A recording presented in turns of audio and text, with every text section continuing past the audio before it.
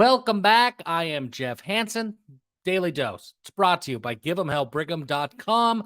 Happy that you're here. Happy for your support. Thank you for your support, for fueling the algorithm, for subscribing to the channel, for doing all of those things.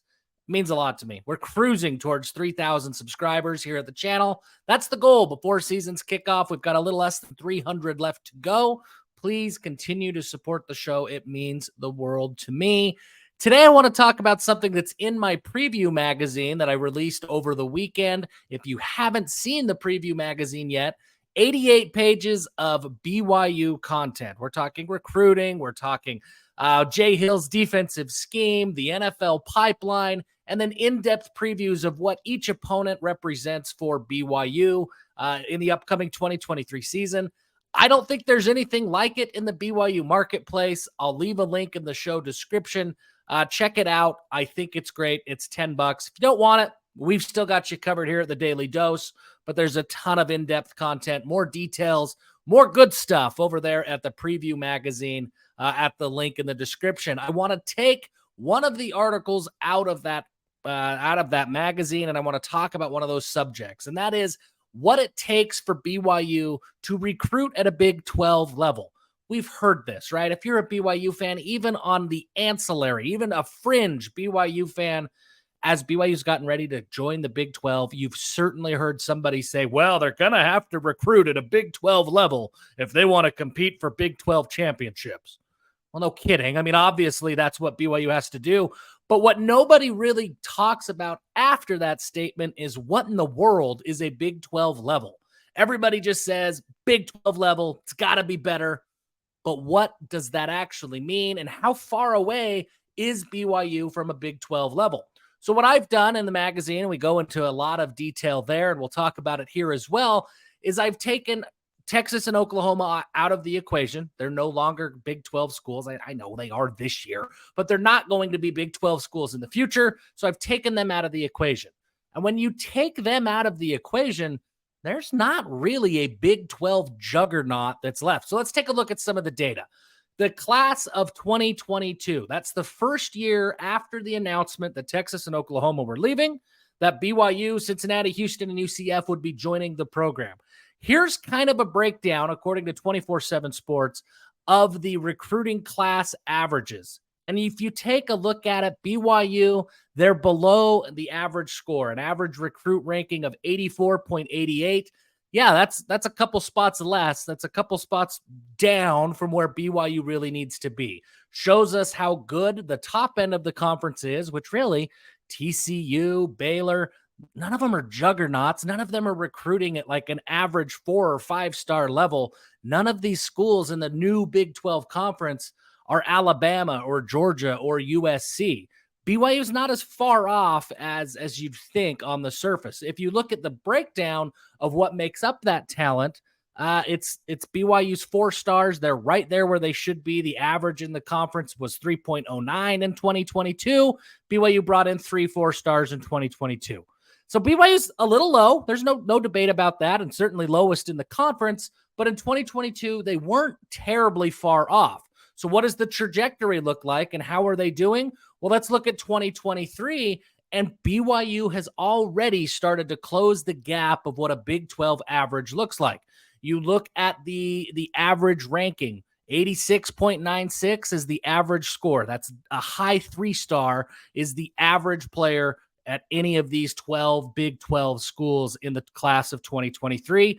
BYU's average, 86.03. So they're right there. Again, a little low, but not as far off as you'd think if all you knew was got to recruit at a Big 12 level. Then you start to break it down. Nobody's bringing in 5-stars in the new Big 12 conference. You don't have to worry about that right now. Would you like to bring 5-stars in? Of course you would. But nobody in the Big 12 conference is doing that. So when we're talking about the context of recruiting at a Big 12 level, you kind of take that out of the equation. So the top end talent, you're looking at 4-star type players. BYU had 5 in the class of 2023.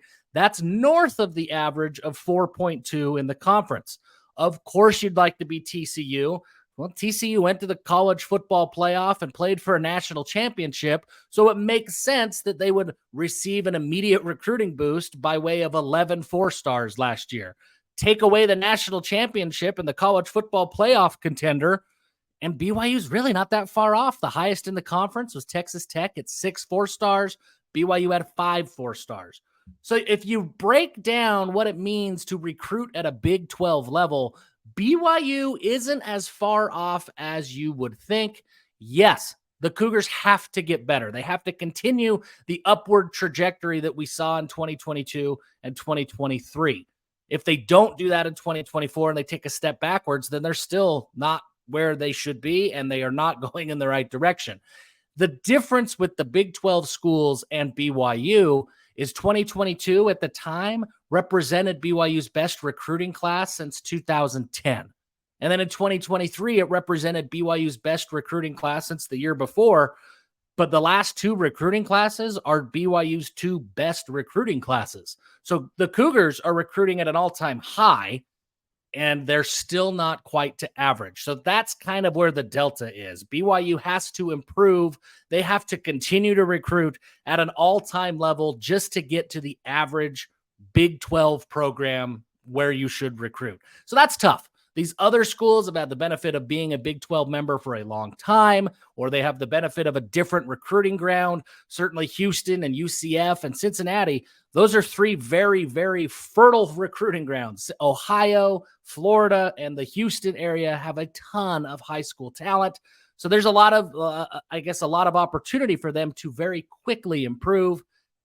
I like the talent in the state of Utah. I like the talent of members of the Church of Jesus Christ of Latter-day Saints. I like where BYU can improve, but their margin for error is much thinner than some of these other schools.